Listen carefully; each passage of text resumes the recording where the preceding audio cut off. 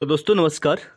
राजनीति विज्ञान विषय से संबंधित आज एक नए टॉपिक पे बात करेंगे जिसका नाम है संविधान संशोधन से संबंधित सभी क्वेश्चनों को हम विस्तार पूर्वक अध्ययन करेंगे।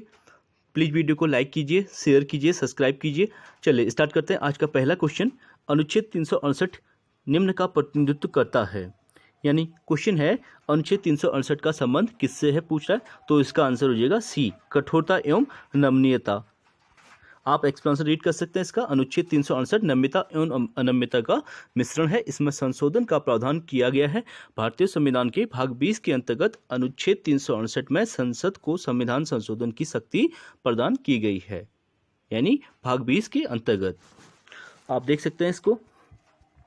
अगले क्वेश्चन की बात करेंगे, भारतीय संविधान में निम्नलिखित में कौन सी विशेषताएं पाई जाती हैं। तो विशेषताओं की बात कर रहा है तो पहला है संशोधन की बहुल प्रक्रियाएं। बिल्कुल राइट हो जाएगा। संशोधन की जो है बहुल प्रकार की प्रक्रियाएं पाई जाती हैं और राज्यों को संशोधन की पहल करने का अधिकार नहीं है।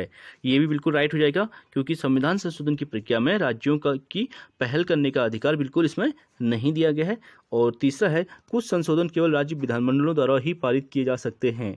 ये रॉन्ग हो जाएगा।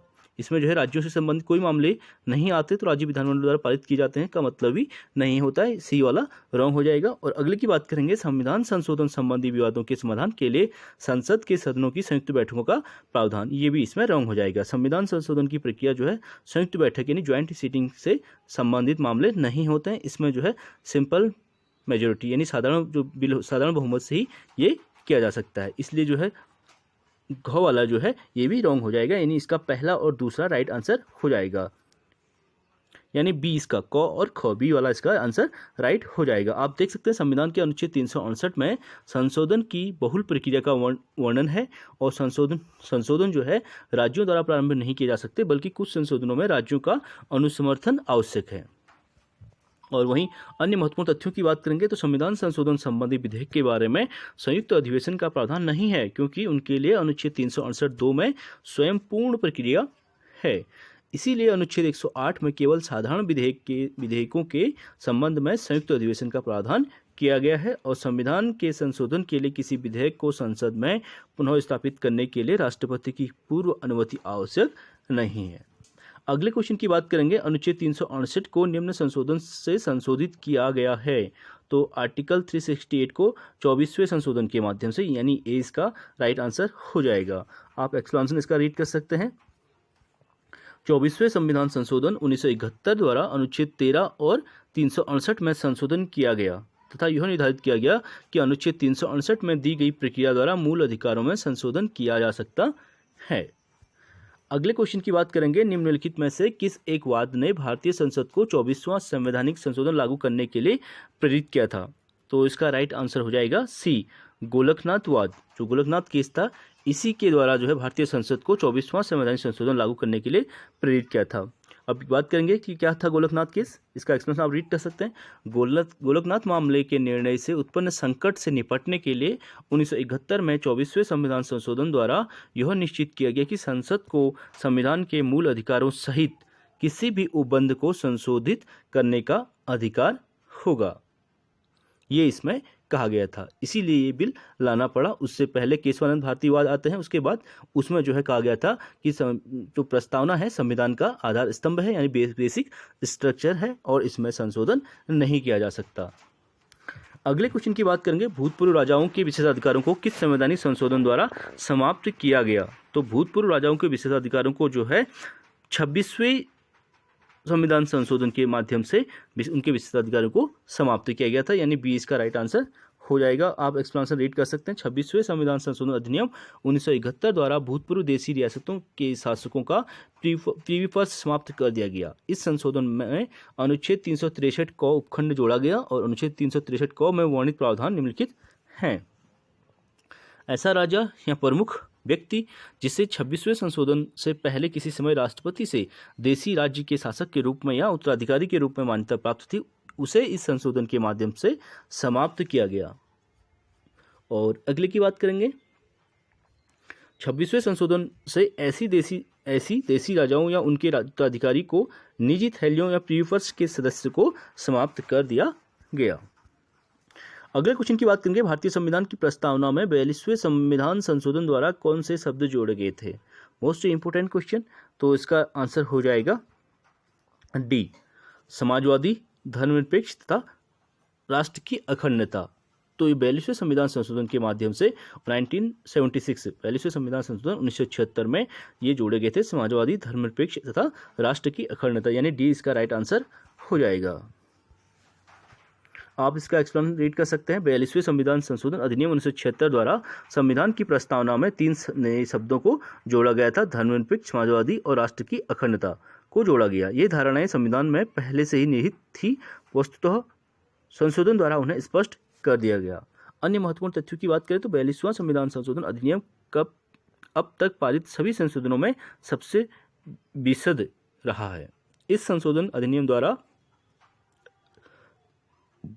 संविधान में 2 नए अध्याय, मूल 4 को मूल कर्तव्य और 14 को अधिकरण, और 9 नए अनुच्छेद 39 को, 43 को, 131 को और 145 को, 127 को, 128 को और 257 को जोड़े गए तथा 52 अनुच्छेदों में संशोधन किया गया।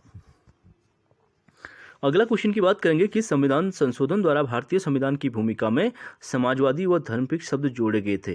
तो इसका राइट आंसर हो जाएगा 42वें संविधान संशोधन 1976 के द्वारा भारतीय संविधान में समाजवादी एवं धर्मनिरपेक्ष शब्द को जोड़ा गया था, यानी बी इसका राइट आंसर हो जाएगा।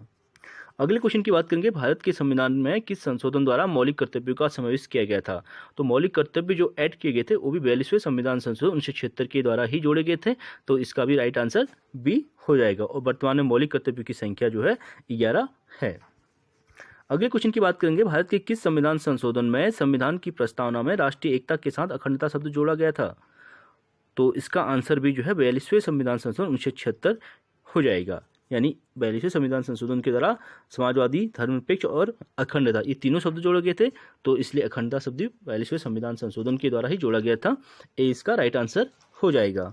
अगले क्वेश्चन की बात करेंगे, किस संशोधन द्वारा संविधान में नागरिकों के मौलिक कर्तव्य जोड़े गए हैं?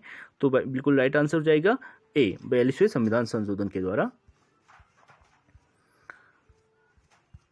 आप इसका एक्सप्लेनेशन रीड कर सकते हैं। संविधान में मूल कर्तव्य जो है प्रावधान भाग 4 कॉम अनुच्छेद 51 कॉम में अंतर्विष्ट हैं। इन्हें 42वें संविधान संशोधन अधिनियम 1976 द्वारा संविधान में समाविष्ट किया गया है। और वर्तमान में मूल कर्तव्यों की संख्या की बात करें तो कितने हैं? 11 बताई गए हैं। अन्य महत्वपूर्ण तथ्यों की बात करें, 26 जनवरी 1950 को लागू संविधान में मूल कर्तव्यों का उल्लेख नहीं था।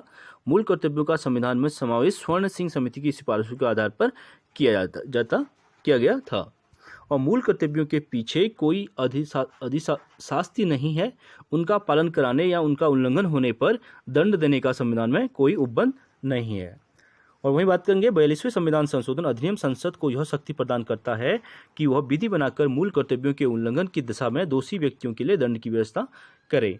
और संविधान जो है 86वां संशोधन अधिनियम 2002 द्वारा 51 क में एक नया खंड अंतर्स्थापित किया गया है, यानी 51 को जो ऐड किया गया था वो 86वें संविधान संशोधन अधिनियम 2002 के द्वारा जोड़ा गया था। अगले क्वेश्चन की बात करेंगे, भारतीय संविधान के किस संशोधन द्वारा आंतरिक अशांति पद के स्थान पर सशस्त्र विद्रोह पद का प्रयोग किया गया था? तो इसका आंसर हो जाएगा ए, 44वें संविधान संशोधन 1978 के द्वारा आंतरिक अशांति के स्थान पर सशस्त्र विद्रोह शब्द का प्रयोग किया गया था, यानी ए राइट आंसर हो जाएगा। आप इसका एक्सप्लेनेशन डिलीट कर सकते हैं। 44वें संविधान संशोधन द्वारा आंतरिक अशांति पद के स्थान पर सशस्त्र विद्रोह पद का प्रयोग किया गया है। इस प्रकार अनुच्छेद 352(1) में आपात उद्घोषणा सशस्त्र विद्रोह के से आंतरिक अशांति होने पर ही की जा सकती है। अन्य महत्वपूर्ण तथ्यों की बात करेंगे तो 44वें संविधान संशोधन द्वारा आपात उपबंधों में किए गए महत्वपूर्ण संशोधन इस प्रकार हैं। राष्ट्रपति द्वारा अनुच्छेद 352 के अंतर्गत आपातकाल की घोषणा जो है तभी की जा सकेगी जब मंत्रिमंडल लिखित रूप में राष्ट्रपति को ऐसा परामर्श देता है। यह आपातकाल युद्ध, बाहरी आक्रमण या सशस्त्र विद्रोह की स्थिति में ही घोषित किया जा सकेगा और ऐसी घोषणा 1 माह के अंदर संसद के विशेष बहुमत से इसकी स्वीकृति आवश्यक होती है। और लोकसभा में उपस्थित एवं मतदान में भाग लेने वाले सदस्यों के साधारण बहुमत से आपातकाल की घोषणा समाप्त की जा सकती है। और अनुच्छेद 356 के आधार पर राज्यों में संवैधानिक व्यवस्था भंग होने की स्थिति में जो आपातकाल घोषित किया जाएगा उसे एक बार प्रस्ताव पास कर संसद 6 माह के लिए लागू कर सकती है। ये उसके नियम और शर्तें बताए गए हैं। अगले क्वेश्चन की बात करेंगे, निम्न में से कौन सा संशोधन संविधान का मिनी सुधार माना जाता है? तो मिनी कॉन्स्टिट्यूशन यानी मिनी सुधार जो है 42वें संविधान संशोधन 1976 को कहा जाता है, यानी ए इसका राइट आंसर हो जाएगा। आप देख सकते हैं 42वें संविधान संशोधन 1976 संविधान में किए गए अब तक के संशोधनों में सबसे व्यापक संशोधन है। इस संशोधन में एक प्रकार से संपूर्ण संविधान का पुनरीक्षण किया गया। इसकी व्यापकता को देखते हुए इसे मिनी संविधान कहा जाता है। 42वें संविधान संशोधन का मुख्य उद्देश्य उच्चतम न्यायालय द्वारा 1973 में केशवानंद भारती मामले में दिए गए निर्णय से उत्पन्न कठिनाई को दूर करना था, जिसमें संसद की संविधान संशोधन की शक्ति को इस मामले में निर्णीत संविधान के आधारभूत ढांचे को संशोधित करने से रोका गया था। अगला क्वेश्चन है, किस संवैधानिक संशोधन ने राज्य की नीति निश्चित सिद्धांतों का विस्तार किया है? तो भी राज्य की नीति से डीपीएसपी का जो विस्तार किया था वो भी 42वें संविधान संशोधन 1976 के द्वारा ही किया गया था। ए इसका राइट आंसर हो जाएगा। आप एक्सप्लेनेशन इसका रीड कर सकते हैं। 42वें संविधान संशोधन अधिनियम 1976 द्वारा राज्य के नीति निश्चित सिद्धांतों को अधिक व्यापक बनाने और उन्हें मूल अधिकारों यानी निजी आड़ लेकर सामाजिक आर्थिक सुधारों को निष्फल बनाया जाता रहा है, पर वरीयता देने के उद्देश्य से किए गए 42वें संशोधन में जोड़े गए प्रावधान शोषण से बच्चों एवं वयस्कों की सुरक्षा, अनुच्छेद 39 में समान न्याय एवं निःशुल्क अन्य सहायता की बात करते हैं, और अनुच्छेद 39 के अंतर्गत उद्योगों के प्रबंध में श्रमिकों की भागीदारी, अनुच्छेद 43 के अंतर्गत इसका वर्णन किया गया है। अगले क्वेश्चन की बात करेंगे, निम्नलिखित में से संविधान के किस संशोधन द्वारा स्पष्ट रूप से यह बताया गया कि भारत का राष्ट्रपति मंत्रिपरिषद द्वारा दिए गए परामर्श को मानने के लिए बाध्य है? तो ये 42वें संविधान संशोधन के माध्यम से ही किया गया था कि भारत का जो राष्ट्रपति है मंत्रिपरिषद द्वारा दिए गए परामर्श को मानने के लिए क्या है? बाध्य है, यानी सी इसका राइट आंसर हो जाएगा। आप देख सकते हैं 42वें संविधान संशोधन अधिनियम 1976 के अनुसार राष्ट्रपति जो है मंत्रिपरिषद की सलाह मानने के लिए बाध्य है। अगले क्वेश्चन की बात करेंगे, भारत के संविधान में 10वीं अनुसूची जोड़ी गई है।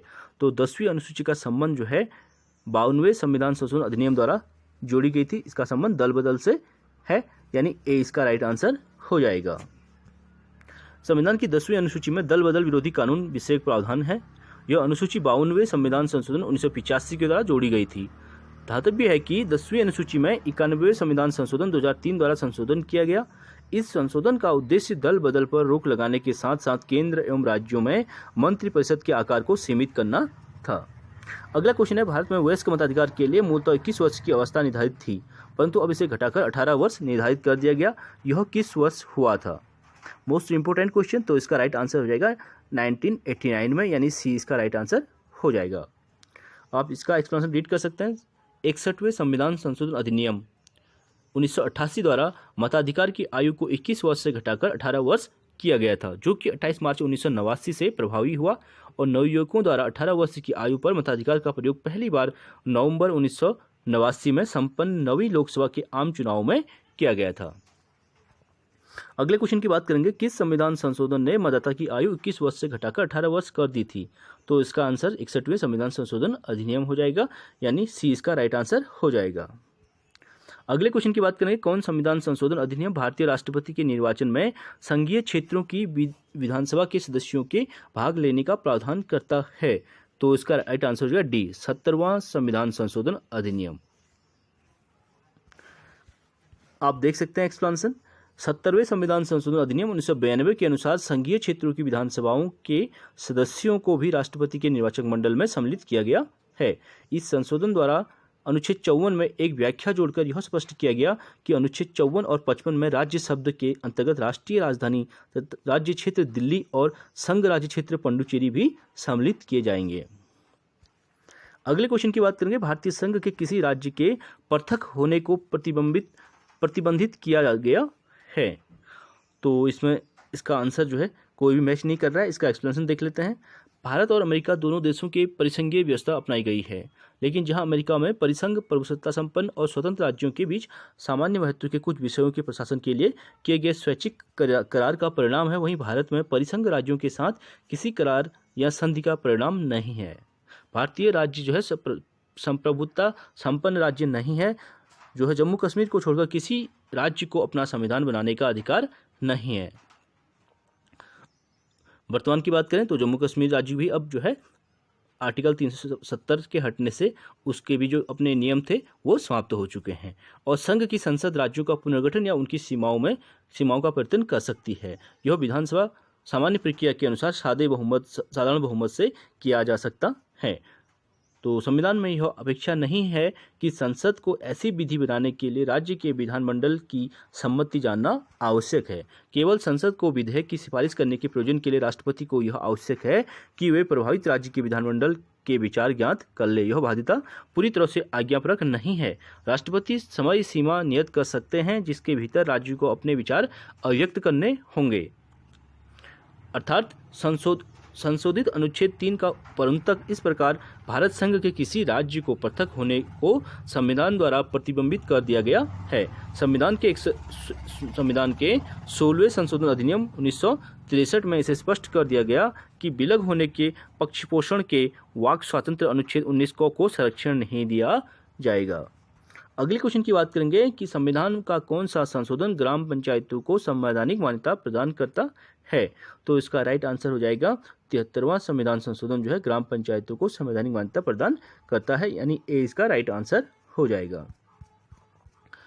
आप देख सकते हैं 73वें संविधान संशोधन 1992 के द्वारा ग्राम पंचायतों को संवैधानिक दर्जा प्रदान किया गया। भारत के संविधान के भाग 11 में भारत के संविधान के भाग 9 में पंचायतों से संबंधित उपबंध हैं और उसे संविधान 73वां संशोधन अधिनियम 1992 द्वारा स्थापित किया गया है।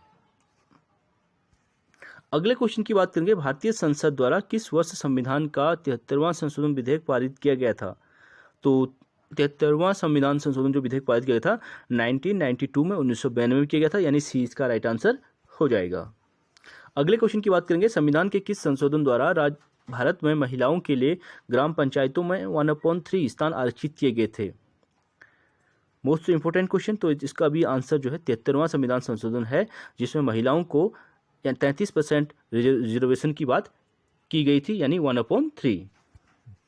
आप देख सकते हैं 73वें संविधान संशोधन 1992 के द्वारा पंचायतों को संवैधानिक दर्जा प्रदान किया गया।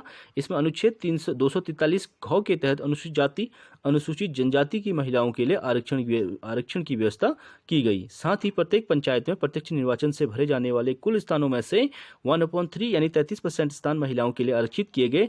इस आरक्षण में स्थानीय स्वशासन के स्तर पर महिलाओं को काफी जागरूकता आई है। अगले क्वेश्चन की बात करेंगे, भारतीय संविधान का 79वां संशोधन अधिनियम निम्नलिखित में से किससे संबंधित है। तो इसका संबंध लोकसभा और राज्य विधानसभाओं में अनुसूचित जातियों और अनुसूचित जनजातियों के आरक्षण से संबंधित है। आप देख सकते हैं 79वें संविधान संशोधन 1999 द्वारा लोकसभा और राज्य विधानसभाओं में अनुसूचित जातियों, अनुसूचित जनजातियों तथा एंग्लो इंडियंस के लिए आरक्षण की व्यवस्था को 10 वर्ष के लिए बढ़ाया गया था, जिससे 87वें संविधान संशोधन 2003 द्वारा पुनः 10 वर्षों के लिए बढ़ा दिया गया है और इसी प्रकार इसको हमेशा 10 वर्ष के लिए बढ़ा दिया जाता है। और अगले क्वेश्चन की बात करेंगे, संविधान के किस संशोधन के अंतर्गत 6 वर्ष से 14 वर्ष के बच्चों को शिक्षा मौलिक अधिकार बन गई है। तो इसका राइट आंसर हो जाएगा 86वां संविधान संशोधन अधिनियम 2002, यानी 20 का राइट आंसर हो जाएगा। आप देख सकते हैं संविधान के 86वें संशोधन द्वारा 6 वर्ष से 14 वर्ष तक के बच्चों को शिक्षा का मौलिक अधिकार बना दिया गया है और 86वें संविधान संशोधन अधिनियम 2002 द्वारा 6 वर्ष से 14 वर्ष तक के बच्चों के लिए शिक्षा मौलिक अधिकार बना दिया गया है। इसके लिए अनुच्छेद 21 को संविधान में जोड़ा गया है और इसके द्वारा अनुच्छेद 51 को में 11वां कर्तव्य भी जोड़ा गया है। अगला क्वेश्चन है, भारत के संविधान में 86वें संशोधन के पश्चात कितने मौलिक कर्तव्य हैं। तो मौलिक कर्तव्यों की संख्या वर्तमान में 86वें संविधान संशोधन के बाद 11, यानी सी राइट आंसर हो जाएगा। आप देख सकते हैं भारत के संविधान में 86वें संशोधन के पश्चात भारतीय संविधान के भाग 4 क में वर्तमान में कुल 11 मूल कर्तव्यों का उल्लेख किया गया है। अगले क्वेश्चन की बात करेंगे, भारत के किस संविधान संशोधन द्वारा संपत्ति के अधिकार को मौलिक अधिकार के स्तर से वंचित किया गया था। तो मोस्ट इंपोर्टेंट क्वेश्चन, इसका आंसर हो जाएगा सी। 44वें संविधान संशोधन के द्वारा ही इसको मौलिक अधिकार से संपत्ति के अधिकार को हटा दिया गया और वर्तमान में जो संपत्ति का अधिकार है आर्टिकल 300 क में वर्णित एक विधिक अधिकार है, यानी कानूनी अधिकार है। आप देख सकते हैं भारतीय संविधान संशोधन संख्या 44वां संविधान संशोधन अधिनियम 1978 द्वारा संपत्ति के अधिकार को मौलिक अधिकार की श्रेणी से हटाकर अनुच्छेद 300 को में रखकर विधि का अधिकार यानी कानूनी अधिकार बना दिया गया है। अगला क्वेश्चन है, किस संविधान संशोधन ने संपत्ति के अधिकार को मौलिक अधिकारों के रूप में समाप्त कर दिया गया? तो आंसर हो जाएगा बी, यानी 44वें संविधान संशोधन द्वारा। बी इसका राइट आंसर हो जाएगा। अगले क्वेश्चन की बात करेंगे, भारतीय संविधान का 79वां संशोधन अधिनियम 1999 संबंधित है, तो लोकसभा और राज्य विधानसभाओं में अनुसूचित जातियों और अनुसूचित जनजातियों के आरक्षण से संबंधित है, यानी डी इसका राइट आंसर हो जाएगा। आप इसका एक्सप्लेनेशन रीड कर सकते हैं। अगले क्वेश्चन की बात करेंगे, किस संविधान संशोधन द्वारा यह व्यवस्था हुई कि किसी मंत्रिमंडल में मंत्रियों की संख्या सदन की कुल सदस्य संख्या के 15% से अधिक नहीं होनी चाहिए? बहुत ही बेहतरीन क्वेश्चन है, बहुत बार पूछा गया क्वेश्चन है, तो इसका राइट आंसर जो है बी हो जाएगा। 91वां संविधान संशोधन अधिनियम में कहा गया था कि मंत्रिपरिषद की कुल सदस्य संख्या का 15% से अधिक संख्या नहीं होगी, जो मंत्रिमंडल की संख्या है। आप देख सकते हैं 91वां संविधान संशोधन 2003 द्वारा केंद्र राज्य की मंत्रिपरिषद के आकार को निम्न सदन के सदस्यों की संख्या के 15% करने की व्यवस्था की गई है। इसमें दल बदल करने वाले सदस्यों को लाभ का राजनीतिक पद पाने पर भी प्रतिबंध लगाया गया है। इस संविधान संशोधन द्वारा एक राजनीतिक दल से दूसरे दल बदल कर जाने की प्रक्रिया पर प्रतिबंध लगा दिया गया और इस संशोधन द्वारा वर्ष 1985 में निर्मित दल बदल कानून के तीसरे परिच्छेद को हटा दिया गया, जिसके अंतर्गत 1/3 सदस्यों के साथ दल बदल किया जा सकता था। अगले क्वेश्चन की बात करेंगे, कि संविधान संशोधन द्वारा मंत्रियों की संख्या लोकसभा की कुल सदस्य संख्या की 15% निश्चित की गई थी, तो ये भी 91वां संविधान संशोधन 2003, यानी सी इसका राइट आंसर हो जाएगा। 91वें संविधान संशोधन द्वारा अनुच्छेद 75 एवं अनुच्छेद 164 में संशोधन करके मंत्रिपरिषद के आकार को निर्धारित किया गया है। अब केंद्र तथा राज्य में मंत्रिपरिषद के मंत्रियों की संख्या लोकसभा और विधानसभा की कुल सदस्य संख्या के 15% से अधिक नहीं हो सकती है। अगला क्वेश्चन है, कि संविधान संशोधन द्वारा मंत्रिपरिषद में कुल मंत्रियों की संख्या लोकसभा के कुल सदस्यों के 15% तक सीमित कर दी गई है, वो 91वें संविधान संशोधन, यानी सी इसका राइट आंसर हो जाएगा। अगले क्वेश्चन की बात करेंगे, तो किस संविधान संशोधन द्वारा केंद्रीय मंत्रियों की संख्या लोकसभा की कुल सदस्य संख्या का 15% सीमित कर दिया गया है? देखिए कितनी बार ये क्वेश्चन पूछा गया है, बार बार रिपीट हुआ है सभी एग्जामों में, तो इसका राइट आंसर हो जाएगा 91वां संविधान संशोधन। अगले क्वेश्चन की बात करेंगे, भारतीय संविधान का कौन सा संशोधन नगरीय स्थानीय संस्थाओं को संवैधानिक मान्यता प्रदान करता है? तो इसका राइट आंसर हो जाएगा 74वां संविधान संशोधन नगरीय स्थानीय संस्थाओं को संवैधानिक मान्यता प्रदान करता है। आप इसका एक्सप्लेनेशन रीड कर सकते हैं। 74वें संविधान संशोधन अधिनियम 1992 में नगर पालिकाओं को संवैधानिक परिस्थिति प्रदान की गई है। इस अधिनियम द्वारा संविधान में एक नया भाग 9 क तथा 243 तो से 243 6 तक 18 नए अनुच्छेद और एक नई अनुसूची 12वीं अनुसूची जोड़कर नगर प्रशासन के विषय में विस्तृत प्रावधान किया गया है। अगले क्वेश्चन की बात करेंगे, निम्नलिखित में से कौन सा संवैधानिक संशोधन राष्ट्रीय न्यायिक नियुक्ति आयोग की संरचना तथा कार्यों से संबंधित है? तो ये जो है 99वां संविधान संशोधन, ठीक है। तो 99वां संविधान संशोधन 2015-2014 जो है राष्ट्रीय न्यायिक नियुक्ति आयोग के निर्माण तथा कार्यों से संबंधित है। तो आज का अंतिम क्वेश्चन बात करेंगे, भारत का 100वां संविधान संशोधन संबंधित है? तो इसका आंसर हो जाएगा डी, भारत